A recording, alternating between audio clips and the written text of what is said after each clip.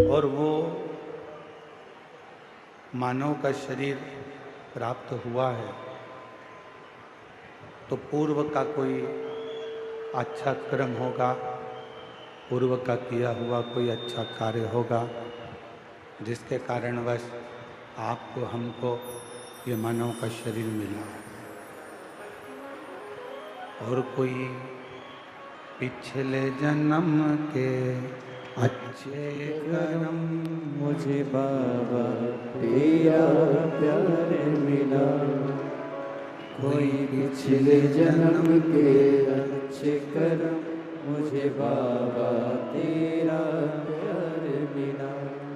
जहाँ सारी दुनिया झुकती है, जहाँ सारी दुनिया झुकती है, मुझे वो आली दरबार मिला, दरबार मिला। कोई पिछले जन्म के अच्छे कर्म मुझे बाबा तेरा प्यार मिला। कोई पिछले जन्म के अच्छे कर्म मुझे बाबा तेरा प्यार मिला। जहाँ सारी दुनिया झुकती है, जहाँ सारी दुनिया झुकती है, मुझे वो आली दरबार मिला, दरबार मिला। कोई पिछले जन्म के अच्छे कर्म मुझे बाबा तेरा प्यार मिला। कोई पिछले जन्म के अच्छे कर्म मुझे बाबा तेरा प्यार मिला। कोई पिछले जन्म के अच्छे कर्म मुझे बाबा तेरा प्यार मिला। कोई पिछले जन्म के अच्छे कर्म मुझे बाबा तेरा प्यार मिला। कोई पिछले जन्म के अच्छे कर्म मुझे बाबा तेरा प्यार मिला। कोई पूर्व का अच्छा कर्म होगा जिन कर्म के कारण आपको और हमको मनुष्य की देह मिली, मानव का शरीर मिला। और ये मानव का शरीर ना जाने कैसे पूर्व के कोई सुख से, पूर्व के कोई भजन से, पूर्व के कोई स्मरण से आपको हमको मिल गया। अब उसे व्यर्थ नहीं गंवाना। देखिए, आज कथा का कौन सा दिन है? जम के बोलो। चतुर्थी। क्या कहते हैं आज के दिन को? शिवरात्रि। और हमने पहले भी कहा कि आज के दिन की कथा और कल के दिन की कथा थोड़ी सावधानी से सुनो। लोग चिल्लाएंगे, आवाज लगाएंगे, कोई कुछ बोलेगा, कोई कुछ बोलेगा, कोई इधर से कोई उधर से, पर आप अपना पूर्ण ध्यान शिव जी की ओर अग्रसर।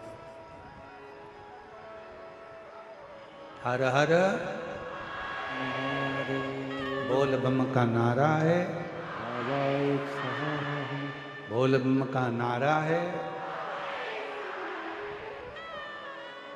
मिला मानव का देह, मिला मनुष्य का शरीर। अब इस शरीर में सबसे ज्यादा जरूरी है मानव देह में एक विश्वास का होना।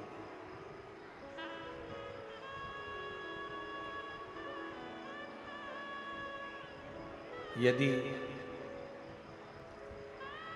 मानव देह प्राप्त करने के बाद हमारा विश्वास नहीं है, हमारा भरोसा नहीं है, हमारी विश्वास की दृढ़ता नहीं है, तो फिर मानव शरीर पाने का कोई मतलब नहीं।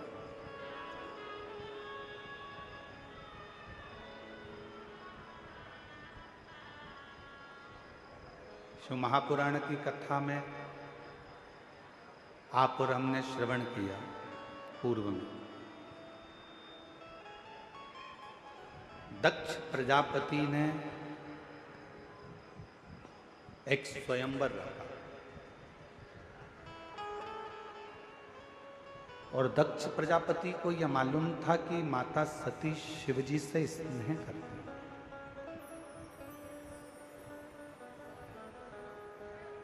माता सती भगवान शंकर से प्रेम रखती है।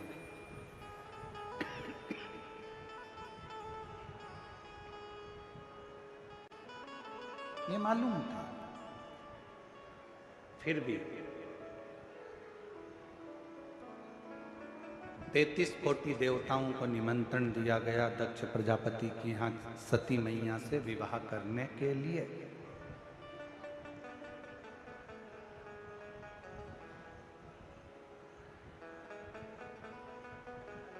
हर जगह पर पत्र भेजा गया कि सती का स्वयंवर है, मां सती का विवाह है, स्वयंवर है। जब हर जगह पर निमंत्रण भेजा गया तो फिर एक निमंत्रण शिव जी की यहां भी भेजना था।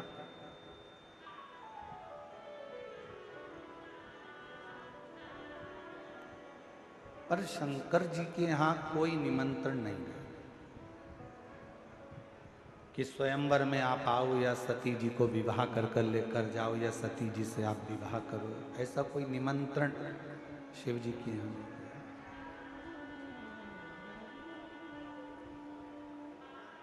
सवाल लगी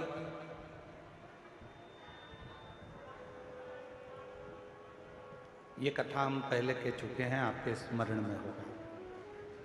शिव जी की एक प्रतिमा पत्थर की बनवाकर दक्ष प्रजापति ने अपने दरवाजे पर, उसको चौखट पर, द्वार पर रख दिया।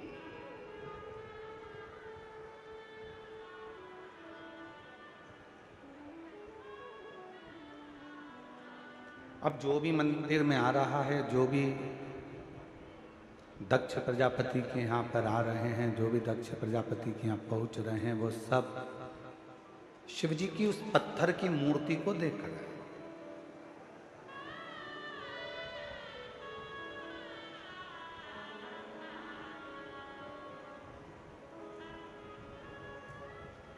शिव मूर्ति का एक विधान बहुत अच्छा है।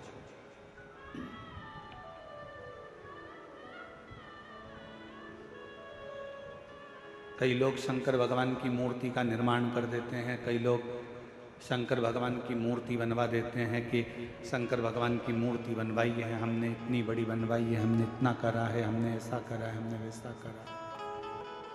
मना नहीं, खूब बनवाओ,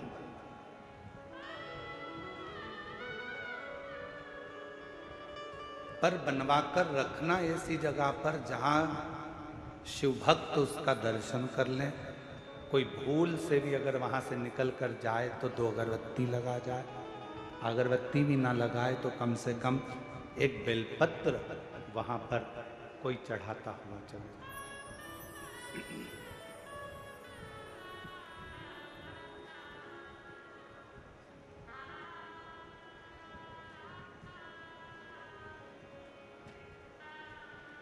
थोड़ी ना थोड़ी आराधना साधना वहां हो सके, कुछ थोड़ी सी, ज्यादा हो ना हो उसका मतलब नहीं, पर थोड़ी बहुत साधना वहां हो सके।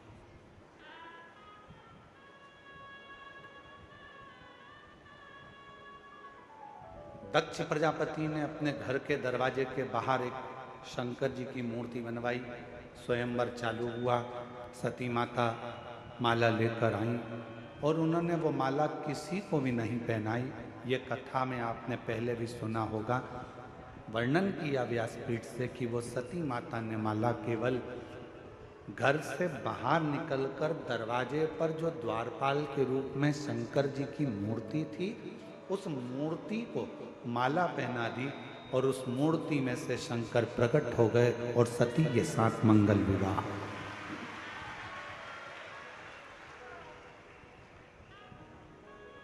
एक पाषाण की मूर्ति में से शिव प्रकट होकर अपने अपनी भक्ति करने वाले को, अपने पर विश्वास करने वाले को भगवान शंकर स्वीकार कर लेते। भरोसा करने, भरोसा करा तो शिव ने उसको स्वीकार कर लिया। अब यहां तक तो कथा आपने और हमने सुनी, पर इसके बाद विवाह होने के बाद जब माता सती ब्याह कर शिव जी के साथ जाने लगे,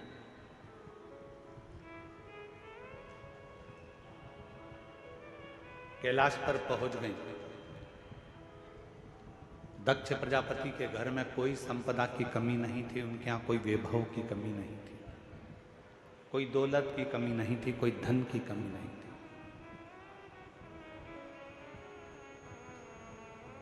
अब वहां जब पहुंची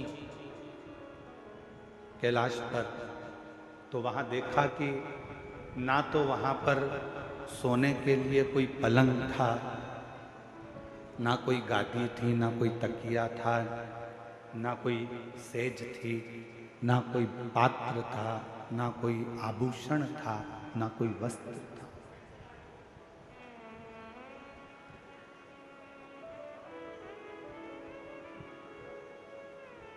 धर्मपत्नी का एक सबसे बड़ा लक्षण यह है, धर्मपत्नी का सबसे बड़ा अगर क्रम है, धर्मपत्नी का सबसे बड़ा लक्षण है, तो सबसे बड़ा लक्षण धर्मपत्नी का एक ये भी है कि पति के घर में अगर कुछ भी नहीं है तो भी उसके मन में ग्लानि ना आए। विवाह माता पिता ने करा है, विवाह हुआ है, जिसके साथ मैं विवाह कर कर जा रही हूँ, जिसके साथ मैं शादी कर कर जा रही हूँ, अगर मेरे देवाधिदेव महादेव मेरे साथ में है तो पत्नी को ये विश्वास होना चाहिए कि मैं इस घर में सब कुछ लाकर भर सकती हूँ, इस घर में संपदावान बना सकती हूँ।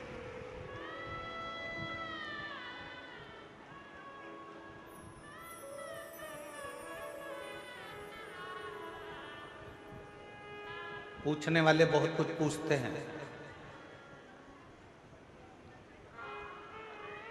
एक बार किसी ने पूछा, गुरुजी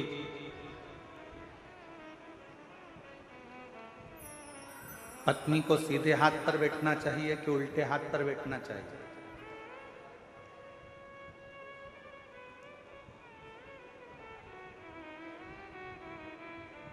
गुरुजी पत्नी को सीधे हाथ पर बैठना चाहिए कि उल्टे हाथ पर बैठना चाहिए? हमने कहा पूजन पाठ आराधना साधना में भले सीधे हाथ पर बिठाओ, मना नहीं, पर एक निवेदन जरूर है कि पत्नी भले सीधे हाथ पे बैठे चाहे उल्टे हाथ पर बैठे, पर इतना जरूर ध्यान रखना कि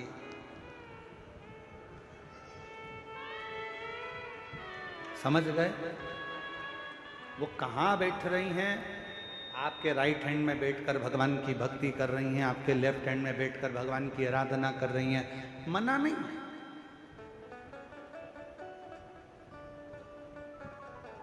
धर्मपत्नी को दिल में भी बिठाओ, मना नहीं, आपकी अर्धांगिनी है।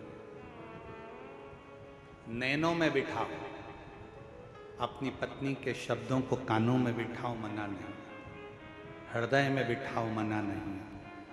पूजन में राइट में बिठाओ, मना नहीं है। लेफ्ट में बिठाओ, मना नहीं है, पर सिर पे मत बिठाओ।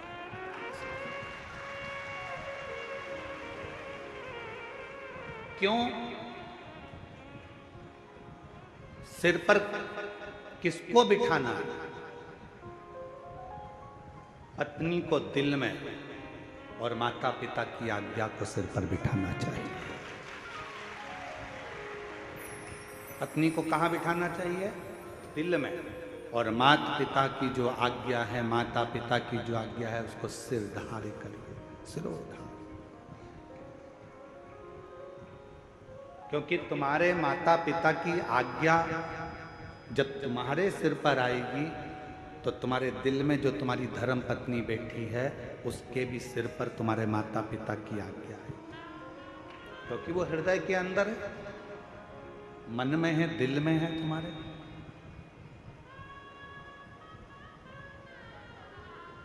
पत्नी सिर के ऊपर नहीं, पत्नी हृदय में बैठी, और माता पिता की आज्ञा, माता पिता के शब्द, माता पिता की आज्ञा सिर पर, सिरोधार।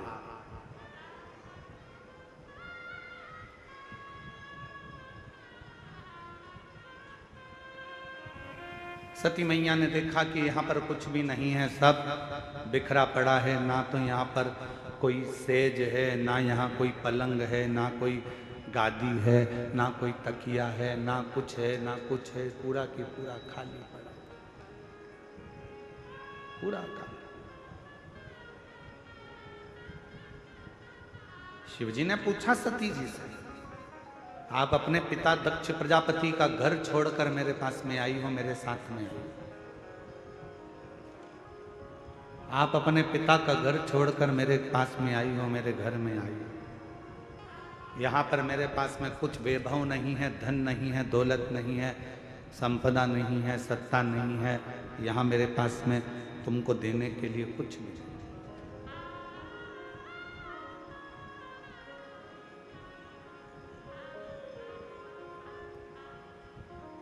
आपको अगर कुछ लगता हो तो आप बोलिए। सती मैया ने कहा, स्वामी, अगर पति साथ में है तो दौलत की जरूरत नहीं पड़ती, केवल धैर्य की जरूरत पड़ती है, थोड़ा इंतजार।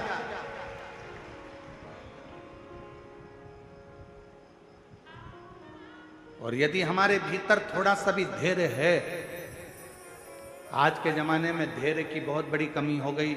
लोग कहते हैं कि मैंने तुम्हारे यहाँ काम करा तो मुझे उसके बदले में ये मिलना चाहिए। मैंने अगर एक लोटा जल चढ़ाया है तो उसके बदले में मुझे ये मिलना चाहिए। मैंने पशुपति व्रत करा है तो उसके बदले में मुझे ये मिलना चाहिए।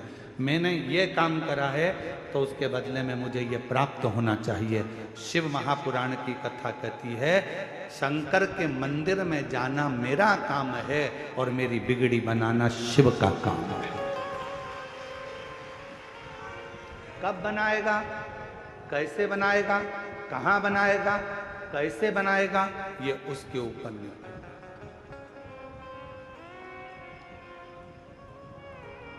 थोड़ा इंतजार तो करो, प्रतीक्षा नहीं करिए। माता उर्मिला ने लक्ष्मण जी की प्रतीक्षा 14 वर्ष तक इंतजार करा है। माँ उर्मिला, भरत जी ने 14 वर्ष तक इंतजार करा है भगवान राम का। कौशल्या जी 14 वर्ष इंतजार करती हैं भगवान राम का। माँ जानकी जी लंका के अंदर बैठकर इंतजार करती हैं भगवान राम का। माँ शबरी अम्बा बचपन से लेकर बुढ़ापे तक इंतजार करती हैं भगवान राम का। प्रतीक्षा, इंतजार। थोड़ा थोड़ा इंतजार जरूर है, थोड़ी प्रतीक्षा जरूर है।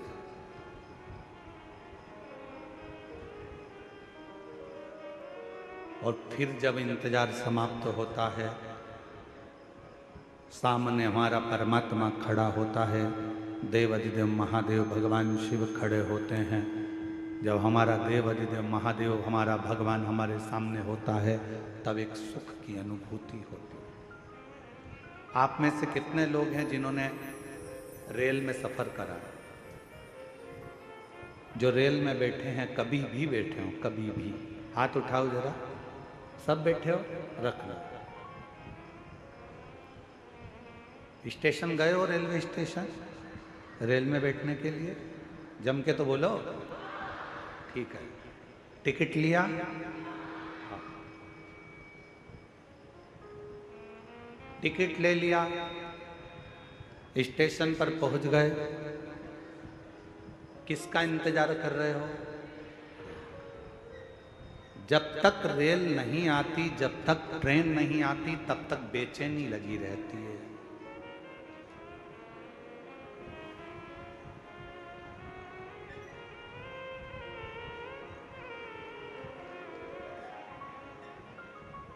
कोई सी भी आती है आपको लगता है अपनी है।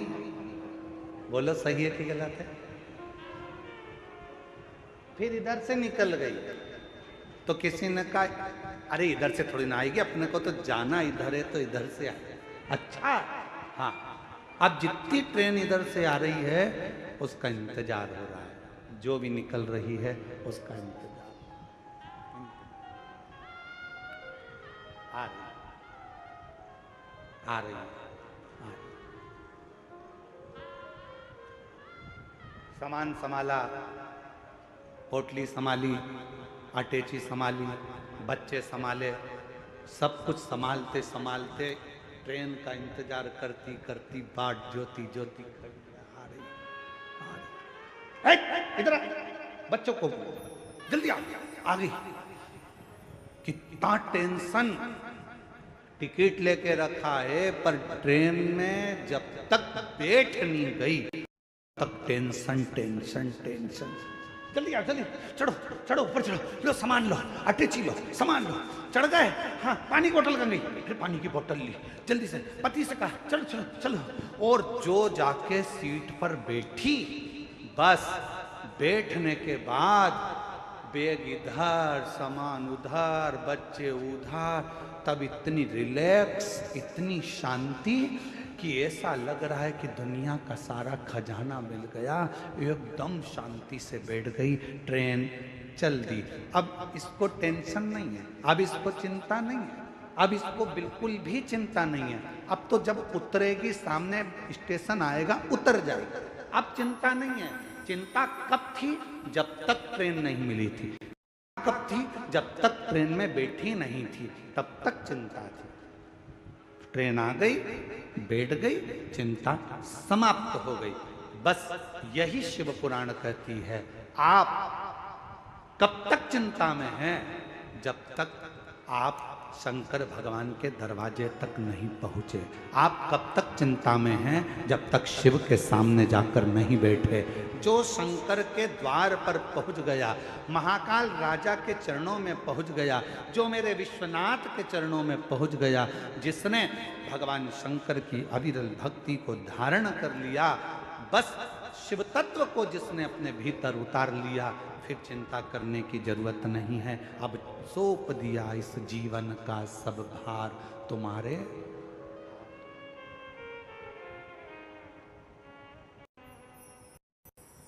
इस जीवन का सारा भार, सब कुछ अब तुम्हारे हाथों, सब कुछ।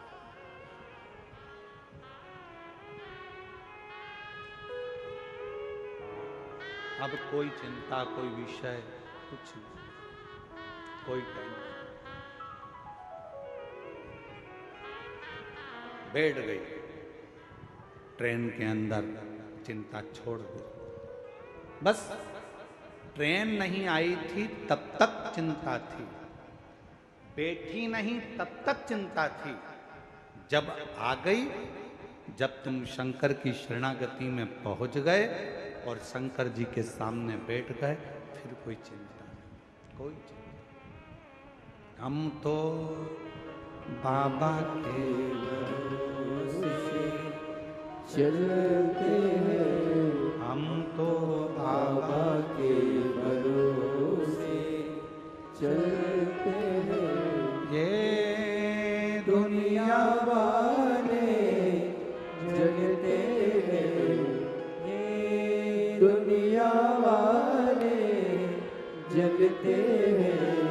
हम तो बाबा के भरोसे चलते हैं, हम तो बाबा के भरोसे चलते हैं। ये दुनिया वाले जलते हैं, ये दुनिया वाले जलते हैं।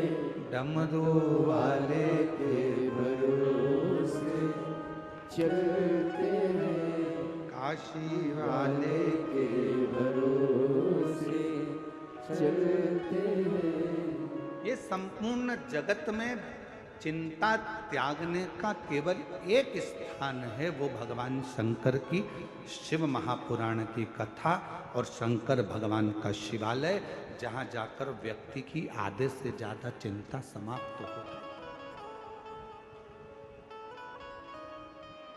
एक पत्र है, देखिए,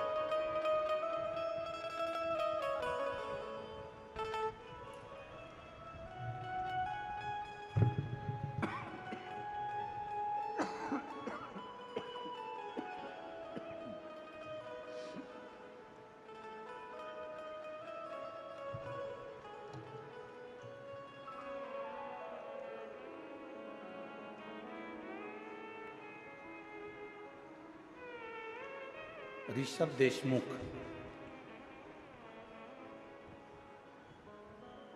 मेरा नाम प्रीति देशमुख है, पति जितेंद्र कुमार देशमुख है। मैं ग्राम रीको नए। कई लोग हमारे पास आकर कहते हैं हमारे पड़ोसी को हवा लग गई है। हमने कहा मोबाइल की हवा है कि कंप्यूटर की हवा है? हवा कौन सी लगी? कहा कोई प्रेत हवा लग गई। फिर किसी ने कहा कोई हवा लग गई, प्रेत लग गया, भूत लग गया। शिव महापुराण की कथा कहती है, शंकर भगवान ने माता पार्वती से कहा, सुन पार्वती, जिसके आंगन में बेलपत्र का वृक्ष होता है, जो साल में एक बार भी बेलपत्र को मुख के अंदर रखकर निगल जाता है या उसको खा लेता है, सुन पार्वती, जो शिवलिंग पर चढ़े हुए जल का 3 बार आचमन कर लेता है, उसको जिंदगी में ना तो कोई भूत लग पाता है ना कोई प्रेत लग पाता है। क्यों? तो कहा सारे भूत प्रेत भूतनाथ के अधीन है, और वो भूतनाथ कोई दूसरा नहीं, तेरा पति देवादित्य महादेव है। जब भूतनाथ अंदर बैठा है, बेलपत्र का अंश कई साल तक दुनिया के लोग कहते हैं भोजन पचा, निकल गया, भोजन पचा, ब्लड बन गया। शिव महापुराण की कथा कहती है, बेल पत्र में, बेल के फल में वो अंश होता है। दुनिया में केवल एक ही फल ऐसा होता है जो पेड़ में लगा लगा पक भी जाता है, और अगर कोई नहीं तोड़ता तो वापस कच्चा भी हो जाता है। वो दुनिया में एक ही फल है, और वो बेल का फल है। बेल पत्र के वृक्ष में जो फल लगता है, बेला, क्या बोलते हैं उधर पे? बेले बोलते हो ना। बेला का जो फल होता है उसको पेड़ में से मत तोड़ो, धीरे धीरे धीरे पका हुआ वापस कच्चा हो जाएगा, फिर अगले साल पक्का हो जाएगा, फिर कच्चा हो जाएगा। केवल दुनिया में एक ही वृक्ष है जिसका फल पकने के बाद वापस कच्चा हो जाता है। केवल एक बेलपत्र का पत्ता ऐसा होता है जो शरीर में सालों साल तक अगर जो खा लेता है, शरीर में वो शिव के रूप में विराजमान हो जाता है, अटल अजर और अमर रह जाता है, तो समाप्त नहीं होता, समाप्त नहीं होता।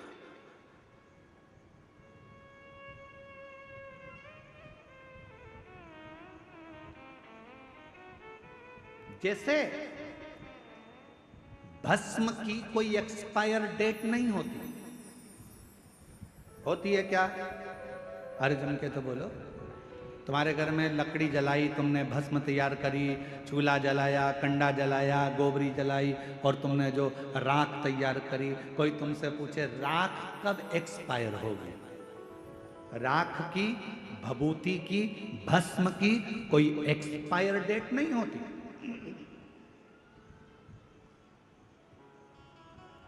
जैसे भस्म की कोई एक्सपायर डेट नहीं है, उसी तरह बेलपत्र की कभी एक्सपायर डेट नहीं। बेलपत्र का कोई एक्सपायर डेट नहीं है। एक बेलपत्र को यदि आप 12 ज्योतिर्लिंग की यात्रा करने जा रहे हो, बेलपत्र को आप अपनी कॉपी में रखकर ले जा रहे हो, और बेलपत्र को तुमने खोला, अब भगवान महाकाल बाबा के पहुंच गए, काल अधिपति महाकालेश्वर बाबा को मेरी बेलपत्र समर्पित हो, चढ़ाई, वापिस उठा ली, चल दो, अगले ज्योतिर्लिंग फिर निकाली, मैं त्र्यंबकेश्वर बाबा को बेलपत्र समर्पित करता हूँ, वापिस रख ली, फिर चल दिए। 12 ज्योतिर्लिंग में एक बेलपत्र भी घर से लेकर गए हो, और वो बेलपत्र अगर आपने 12 ज्योतिर्लिंग को भी समर्पित करी है, तो मेरे शंकर ने ये नहीं कहा कि ये पुरानी है, क्योंकि अखंड अजर और अमर है।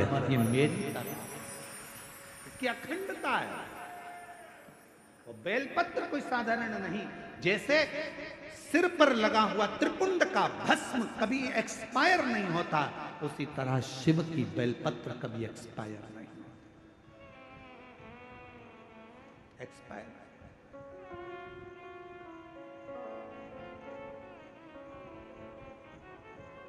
इसलिए आप लोगों से निवेदन करते हैं,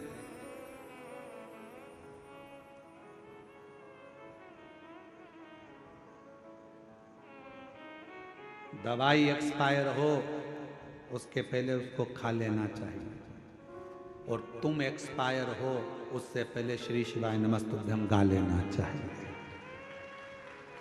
मरने के पहले भगवान का नाम गा लो, मृत्यु के पर्यंत परिवार वाले बैठकर कहेंगे शांति के लिए 2 मिनट का मौन धारण करो। सारे ऑफिसर होन भी लाइन से खड़े होंगे, 2 मिनट का मौन धारण करो। क्या होगा 2 मिनट का मौन धारण करने से? क्या आत्मा को शांति मिल जाएगी? नहीं, 2 मिनट का मौन धारण करने से आपको शांति मिल रही है, आत्मा को नहीं। शांति कम मिलती है जब जीते जी 2 मिनट का मौन रखकर श्री शिवाय नमस्तुभ्यम कह लेता, पंचाक्षर मंत्र जप लेता, षडाक्षर मंत्र जप लेता, तो शांति मिलती। उस समय पर वो शांति का अनुभव नहीं कर पाएगा।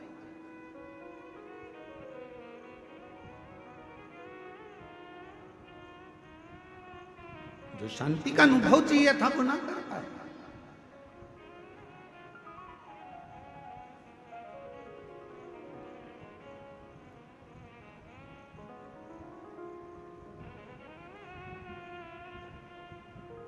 कभी प्रयास करना, बहुत ज्यादा टेंशन हो,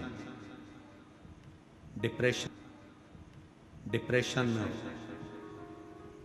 ऐसा लग रहा है कि मेरा तो सिर फटे जा रहा है चिंता के कारण, शिव मंदिर में जाना, शंकर जी को 1 लोटा जल चढ़ाकर जो जल बहकर निकले उस जल में 3 उंगलियां भिंगाना और अपने मस्तक पर एकदम स्थिर होकर वो 3 उंगलियां अपने मस्तक पर तेजी से लगा लेना और दबा लेना, और मंत्र का स्मरण भीतर के भीतर ओम नाद करिएगा।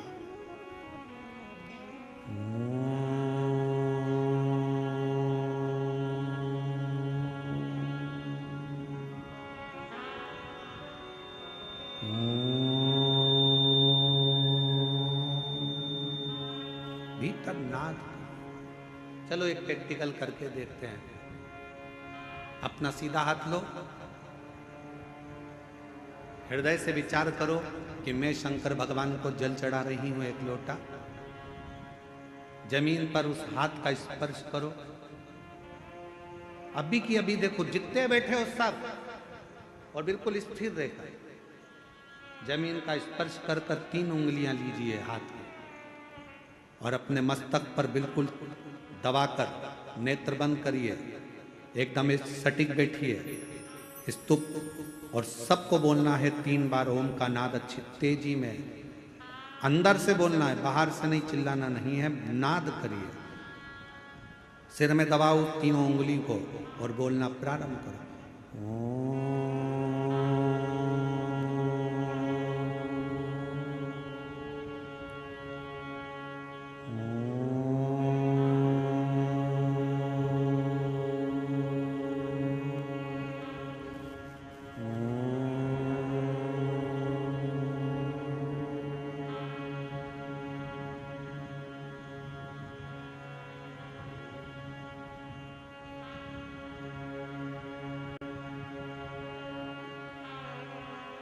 अब अपने हाथ को हटाओ और आंखों को धीरे धीरे खोलो।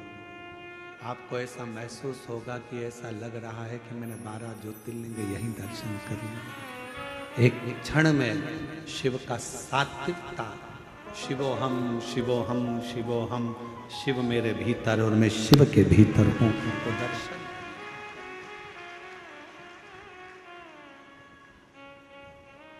भीतर शिव है, बाहर शिव है।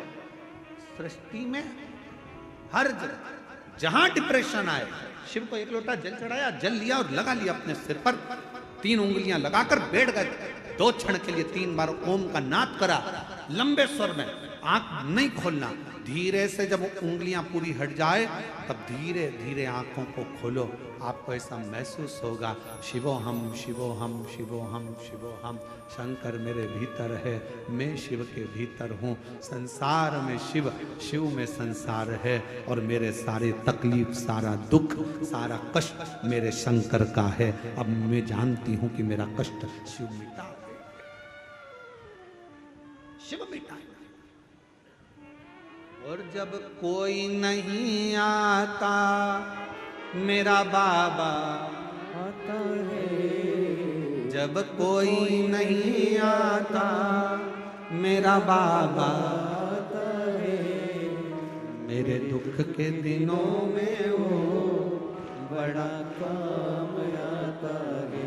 आप उसको जानो, शिव शिव है सबके भीतर। सती मैया के अंदर सती जी ने कहा कि मुझे चिंता नहीं व्याप रही है, सब कुछ अच्छा होगा, समय आएगा, हो जाएगा। यहाँ तक विश्वास था सती का, पर जब सती मैया को भगवान शंकर कथा सुनाने के लिए लेकर गए, कथा सुनकर जब सती आ रही थी तब सती मैया का विश्वास टूट चुका था। सती जी के हृदय में भरोसा नहीं रहा था।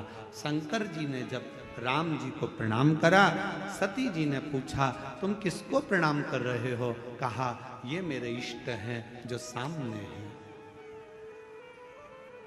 ये मेरे इष्ट हैं।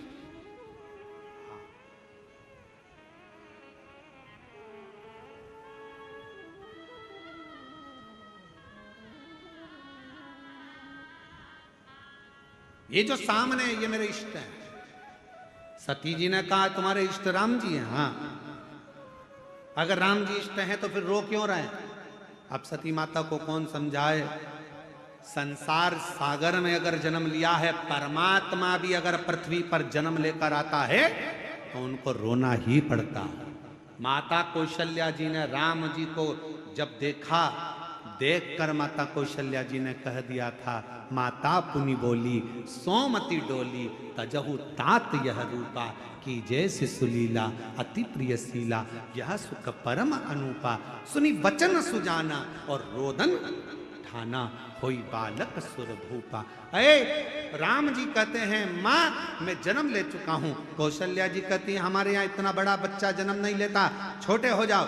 राम जी को छोटा कर दिया कौशल्या जी ने। अब कौशल्या जी कह रही हैं रो। राम जी कहते हैं मैं दुनिया को रुलाता हूँ माँ और तुम मुझे रुला रही हो? कौशल्या जी ने कहा तुम दुनिया को रुलाते होगे वो बात दूसरी है, पर पृथ्वी पर अगर तुमने जन्म लिया है तो भले परमात्मा हो गए पर रोना तो पड़ेगा, इसलिए रो। पूछा राम जी ने मैया कौशल्या जी से, माँ इस पृथ्वी पर जन्म लेकर मुझे रोना पड़ेगा? हाँ। कब रोना पड़ेगा, कब तक रोना पड़ेगा? कौशल्या जी ने कहा जब तक संसार में हो, पृथ्वी पर हो, तब तक तो रोना पड़ेगा। राम जी तब माता की गोद में रोए हैं, किलकारी कर कर रोए हैं। सुनी वचन सुजाना रोदन ठाना, होई बालक सुर भूपा, यह चरित जो हरि पद पावई, तेना परई भय प्रगट कृपाला, दीन दयाला कौशल्या हितकारी, हर्षित में तारी मुनि मनहारी, अद्भुत रूप निहारी। अब रोए। राम जी कहते कब तक रोना पड़ेगा? कौशल्या जी कहती है जब तक पृथ्वी पर हो। याद रखना भगवान भी अगर पृथ्वी पर आते हैं तो उनको भी रोना पड़ता है। तो आप और हम संसार में जन्म लेकर अगर रोते हैं तो दुखी मत होना। गाली कोई दे तकलीफ मत, दुखी मत होना। राम जी महाराज को भी कितना कितना झेलना पड़ा।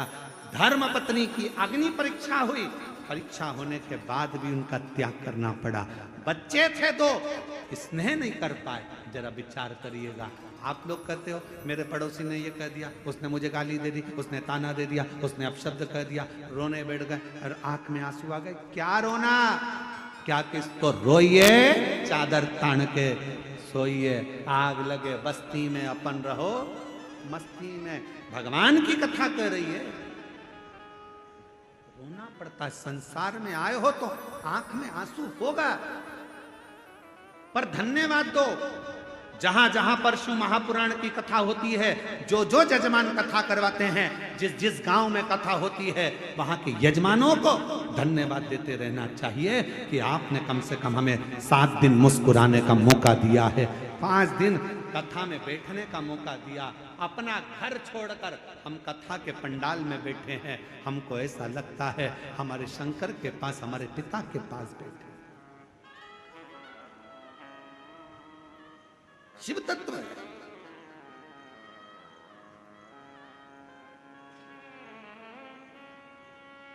कितनी प्रसन्नता की बात है कि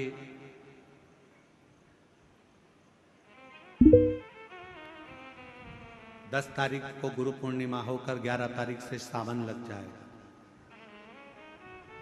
और श्रावण महीने में अब की बार, पिछले साल तो पूरा सावन 1 महीना छत्तीसगढ़ को मिला था, पर अब की बार सावन में 2 कथा छत्तीसगढ़ को मिली है।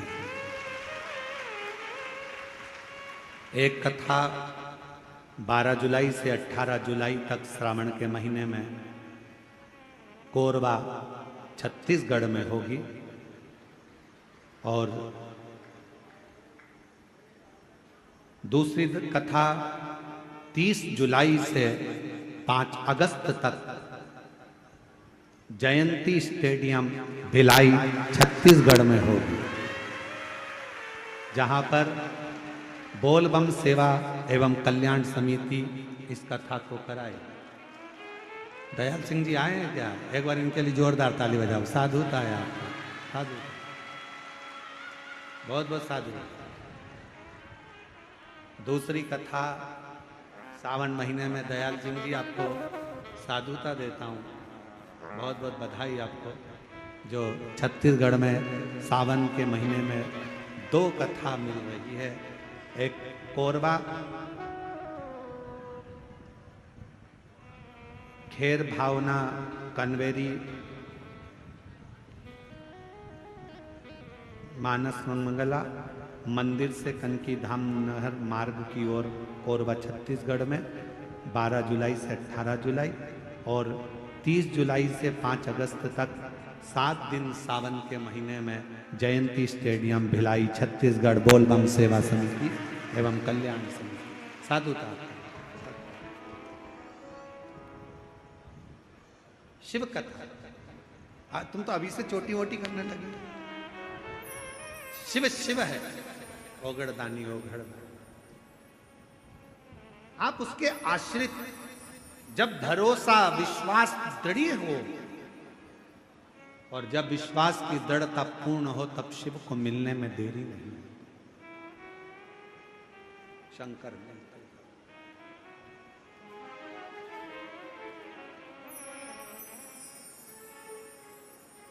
शिव को मिलने में देरी नहीं। हमारे बीच में श्री नारायण वाले महाराज जी पधारे हैं, एक बार जोरदार ताली बजाकर उनका स्वागत, अभिनंदन। इधर है रास्ता, इधर से।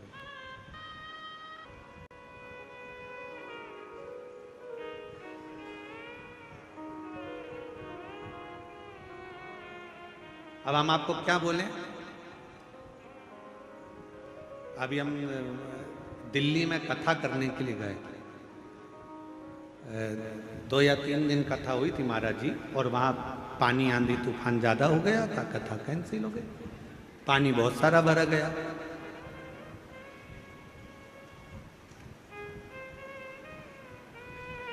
पर जितना तो वहाँ पानी भरा था, उससे 1000 गुना ज़्यादा तो तुम ग्राउंड में भरे पड़े छत्तीसगढ़ के। इस कथा में महाराज जी इतना, शायद छत्तीसगढ़ की ये पहली कथा होगी जो इतनी इतनी इतनी भीड़, इतना भक्तों का सैलाब देखने को मिल रहा है। शायद अच्छा कथा करवाने वाले यजमान परिवार जी जो हैं देशमुख परिवार, सरयू देशमुख जी और ये रुपेश देशमुख परिवार, इन लोगों ने सोचा था कि नहर जो बहेगी उसके एक साइड में कथा हो जाएगी और बाकी के नहर के दूसरी साइड दूसरा काम हो जाएगा। पर आज अगर ड्रोन के साथ अगर आप लोग देख रहे होंगे टीवी पर या आस्था चैनल पर, तो नहर के इस साइड भी और नहर के उस साइड भी दोनों तरफ भक्त ही भक्त शंकर के भरे पड़े, दोनों ऐसी अपार छत्तीसगढ़ में तो नहीं देखने को मिला। महाराष्ट्र में जरूर एक तो देखा, परंतु छत्तीसगढ़ में जो नजारा आज देखने को मिल रहा है, भूत होना भविष्य थे, ये नजारा शायद कभी मिले ऐसा अपार। और हम तो बाबा के साधु था। आप लोगों को देशमुख परिवार को बहुत बहुत साधु बता, आपको बधाई बहुत बहुत। और इसमें दिनेश साहू जी का भी बड़ा सपोर्ट मिला है, आप लोगों को बहुत सहयोग उनका भी बहुत रहा। और निकुंभ का जो अन्नदान क्षेत्र समिति है उसका भी बहुत सहयोग आप लोगों को साहू जी का बहुत मिला। सब लोगों ने खूब दिल से इस कार्य को आपको साथ दिया। शिव कथा कर रही, जब दिल्ली कथा करने के लिए गए तो एक माता जी ने एक खोखे में अच्छा जिलेटिन कपड़ा मपड़ा चिपका के कागज वागज चिपका के महाराज जी उनने गिफ्ट करा। तो ललित पंडित जी उसको खोले कि देखें इसमें क्या है, तो उसमें हेलमेट था, उसमें हेलमेट था। और अभी जो दिल्ली इंदौर में जो अभी घटना घटी है, एक पत्नी ने ही पति को निपटा दिया। अभी जो इंदौर में घटना घटी है उस हिसाब से तो ऐसा लगता है तुम भी अगर किसी की शादी में जाना तो हेलमेट पैक कर दिया ना कि बच के रहना, सावधान हेलमेट। हमने ललित महाराज से पूछा इसमें क्या निकला, तो क्या हेलमेट निकला। हमने कहा कोई पत्र कहानी निकला, पत्र में माता जी ने लिखा था कोई भी तुम्हारे ऊपर नारियल फेंक देता है, इसलिए तुम कथा हेलमेट लगा कर करा कर।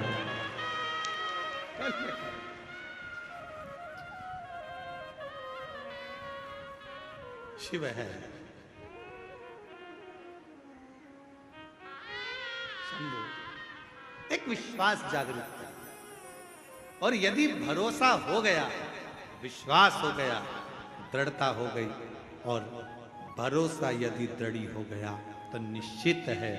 सती माता का विश्वास था, पर जब राम जी को भगवान शंकर ने प्रणाम करा, सती मैया का विश्वास डोल गया, भरोसा डोल गया।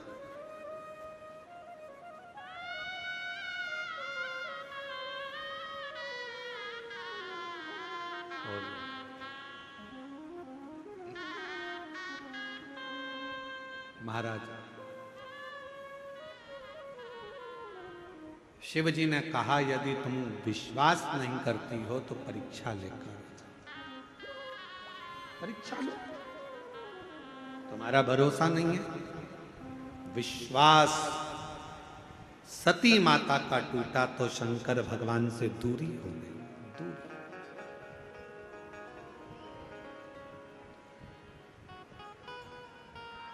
विश्वास भाई का भाई से टूटता है तो दूरी हो जाती है, विश्वास पिता का पुत्र से टूटता है तो दूरी हो जाती है, विश्वास बहन का भाई से टूटता है तो दूरी हो जाती है, विश्वास पत्नी का पति से टूटता है तो दूरी हो जाती है, और विश्वास भक्त का भगवान से टूटता है तो दूरी हो जाती है। शिव कथा कहती है कि विश्वास को टूटने मत दो,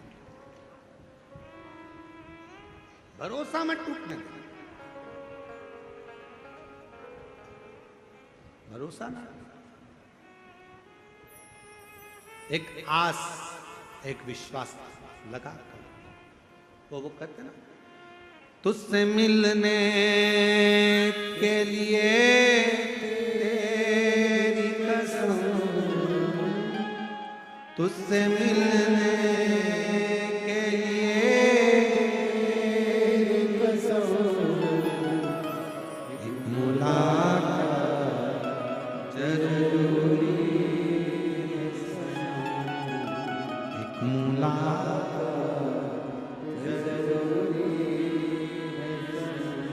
जब विश्वास लगा हुआ है, विश्वास जब दृढ़ है, विश्वास जब पक्का है, लगे हो, मेरा भरोसा टूटेगा नहीं, ये मेरा विश्वास कहता है। मेरा शंकर मेरा हाथ पकड़कर मुझे मंजिल तक पहुंचाएगा, तो शंकर को आना ही पड़ेगा, शिव को आना पड़ेगा।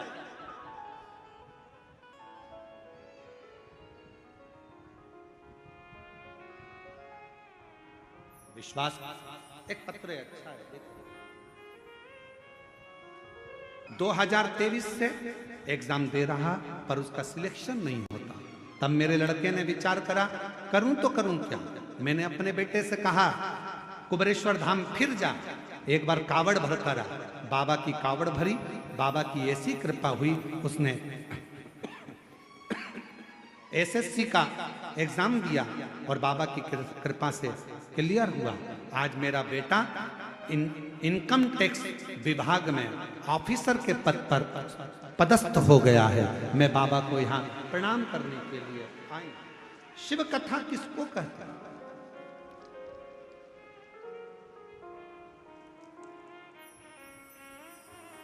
एक पत्र और है, देखिए। मेरा नाम कुमारी बाई साहू, इंद्रासन साहू, ये तो शायद यही है।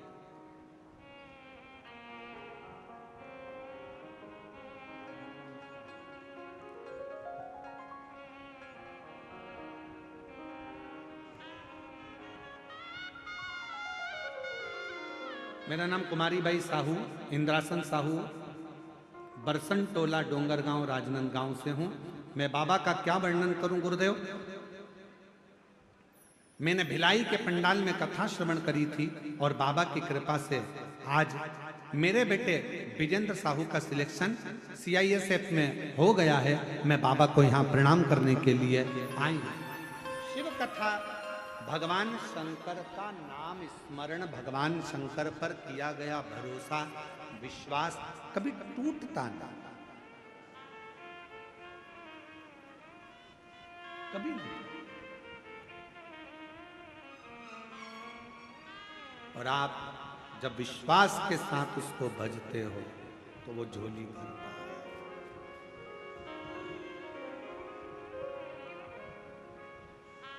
खाली न जाता कोई दर से तुम्हारे, खाली न जाता कोई दर से तुम्हारे, मैं भी खड़ी हूँ नंदी पाए प्रसाद, अपने हृदय से लगा लो,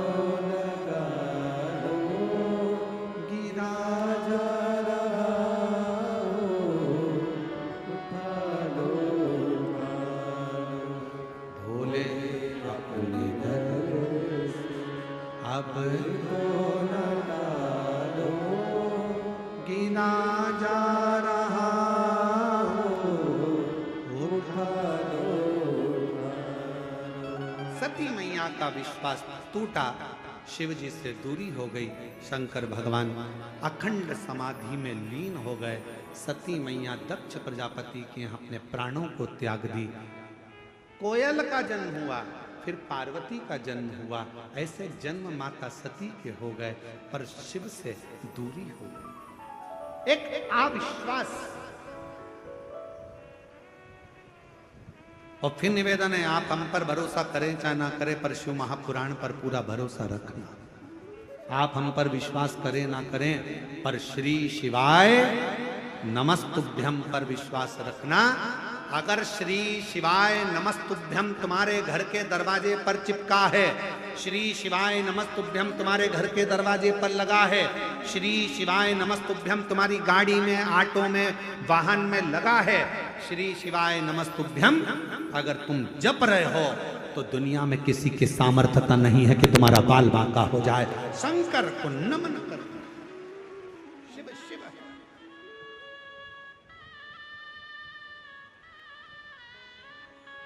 जब आप बेजापुर की कथा सुनेंगे ना 26 तारीख से 2 तारीख तक 1 बजे से 4 बजे तक जब आप बेजापुर की कथा सुनें तो उसमें बेलपत्री की महत्वता को जरूर सुनो।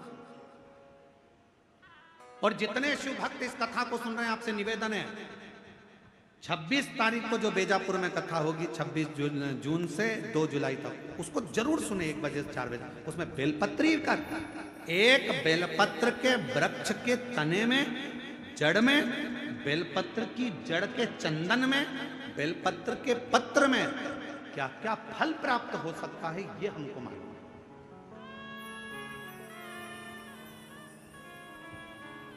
कई लोग कह देते हैं गुरुजी ये वाली बीमारी हो गई, छूटी नहीं रही, छूटी। उसको कथा सुने, उस कथा में से आपको बहुत कुछ मिले, बहुत। शिव कथा कर रही है। अविश्वास माता सती का होगा। और कभी कभी होता है।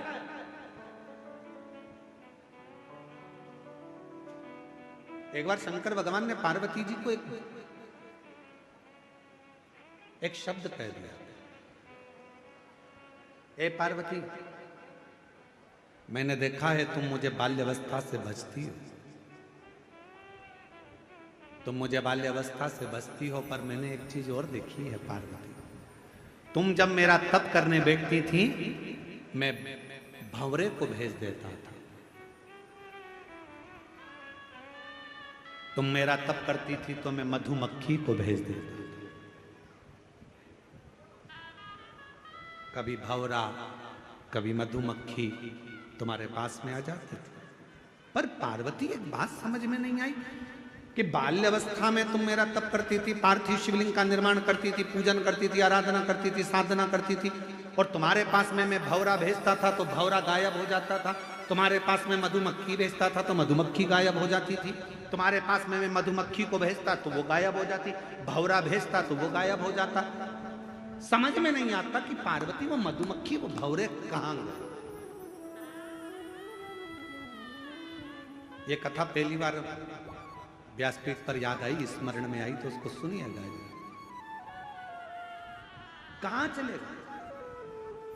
जब आप शंकर जी की कथा सुनने बैठते हो या शिव जी के मंदिर में पूजन करने बैठते हो, पशुपति व्रत करने बैठते हो या आराधना करने बैठते हो, कोई अर्चन तुम्हारे सामने आ जाए तो समझ लेना कि शंकर भगवान हमारे व्रत को जरूर सफलता की ओर बढ़ रहा है, इसलिए कोई ना कोई अर्चन जरूर आएगी, कोई ना कोई अर्चन आएगी। इतनी सरलता में भगवान की भक्ति नहीं मिल सकती भाई, बहुत कठिन है। कहीं ना कहीं कुछ ना कुछ तो परेशानी है।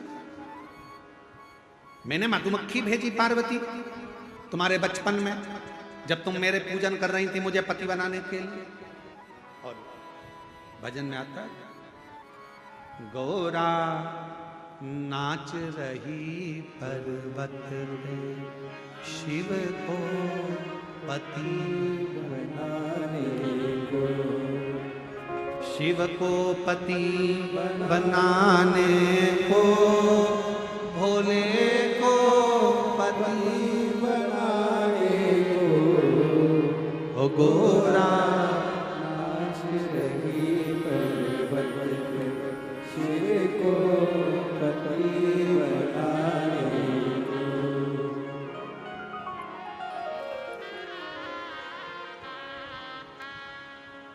एक लाइन गा ले क्या? अरे बोलो तो जम के। और ऊपर वाला भी तो डमरू बजा दिया है। तुम्हारे डमरू के चक्कर में ऊपर वाले ने सुन लिया।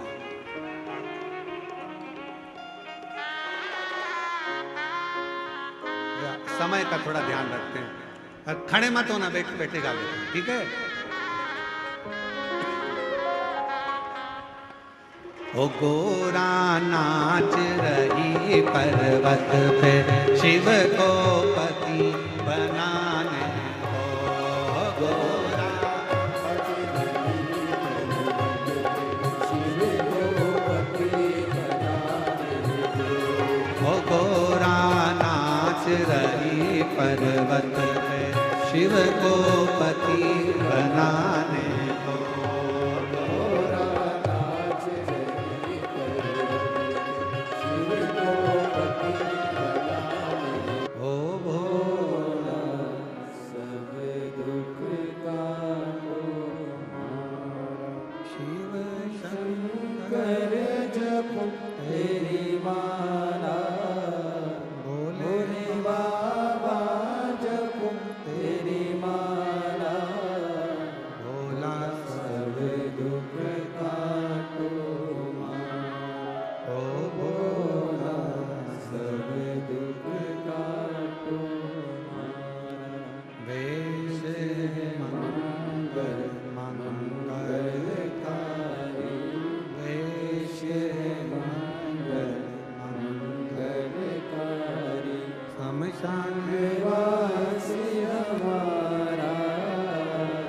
शमशान वासी हमारा।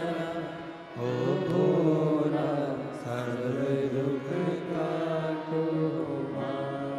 ओ भोला सब दुख काटो हमारा।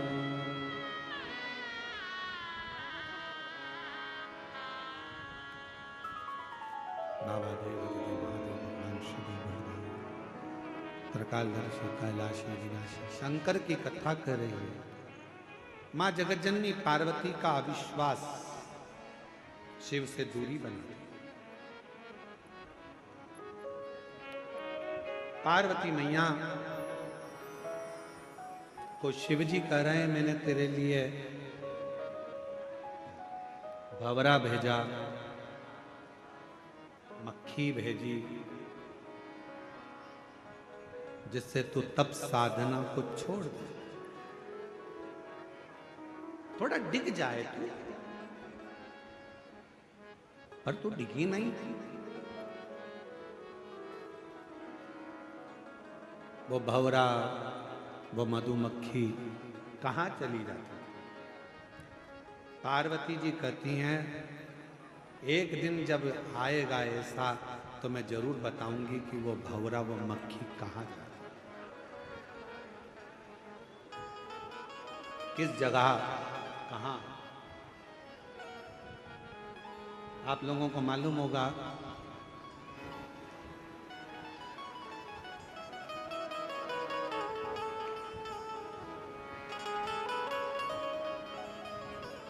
कि माँ दुर्गा भवानी आद्य शक्ति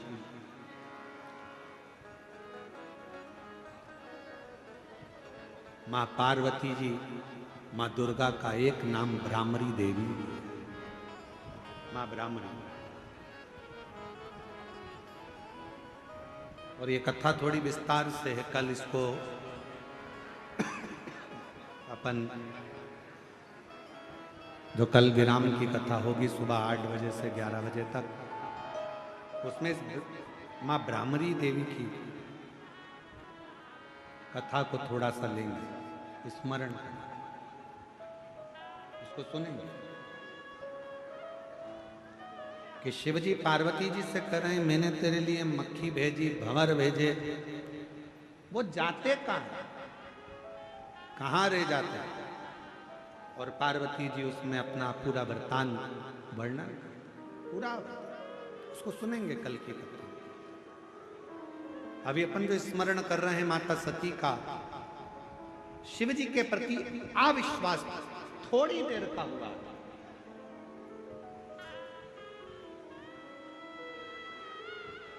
और वो थोड़ी देर का अविश्वास सती और शिव को, माता सती को और भगवान शंकर को दूर कर दिया।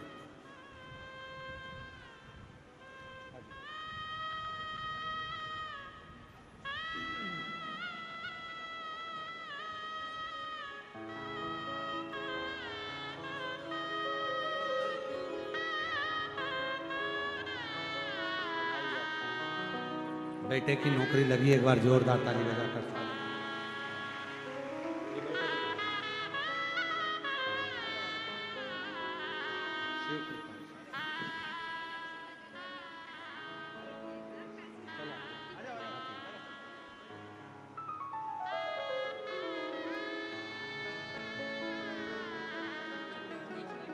बेटे की इनकम टैक्स के अंतर्गत नौकरी लगी, एक बार जोरदार।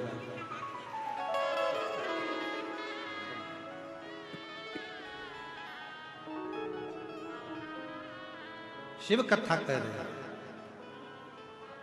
शिव की आराधना में, भगवान की भक्ति में सबसे मूल, आपके पास जल है नहीं है, सामग्री है नहीं है, वो उससे मतलब नहीं। शिव की आराधना में सबसे मूल है आपके भीतर का विश्वास, आपके भीतर का भरोसा, आपकी दृढ़ता।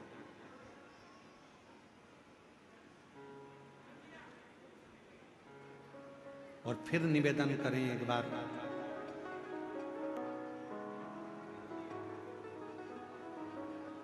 जब घर से एक लोटा जल भरकर शंकर जी के मंदिर पर जाएं, तो ये भरोसा लेकर जाना, ये विश्वास लेकर जाना कि मेरा पिता मेरी बात को सुनेगा।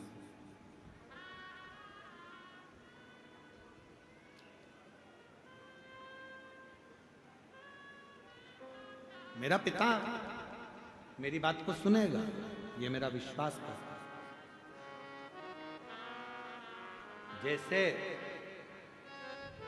3 स्थान का आशीर्वाद कभी समाप्त नहीं होता।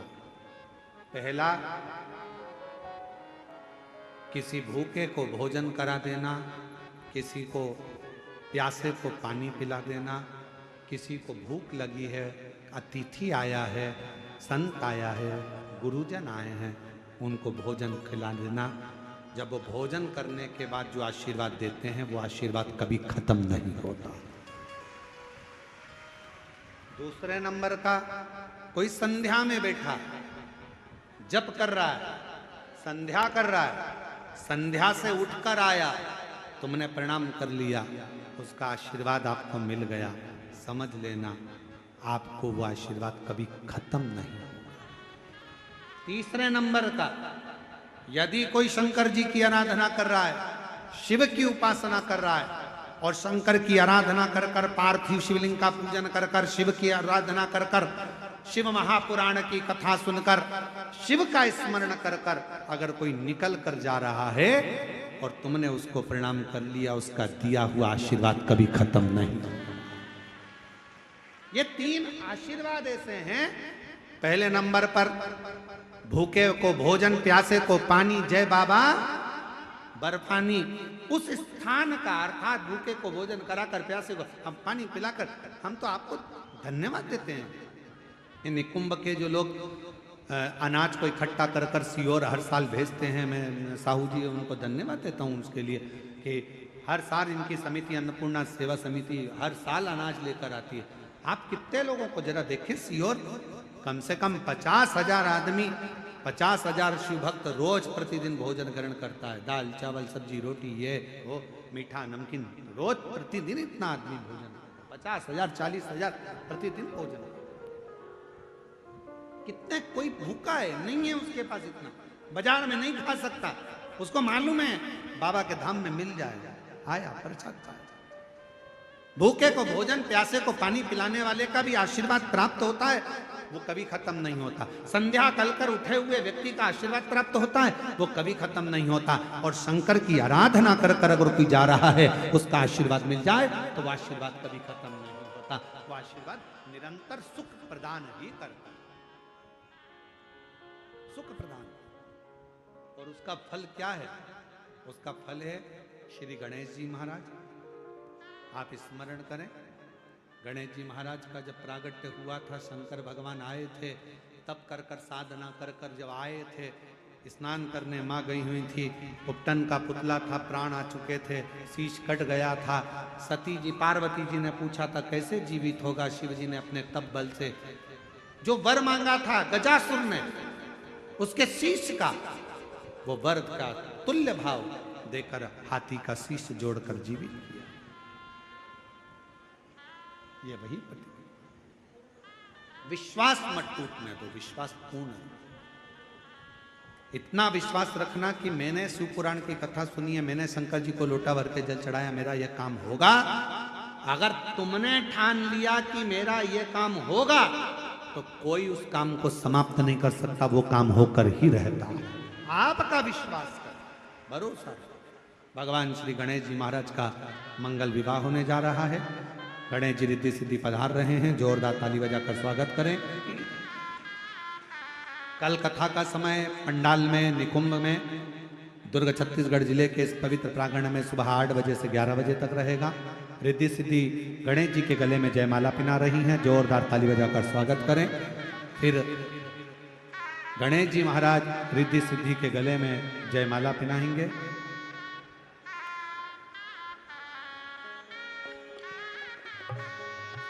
रिद्धि सिद्धि ने वही जयमाला श्री गणेश जी महाराज के गले में पिना दी है।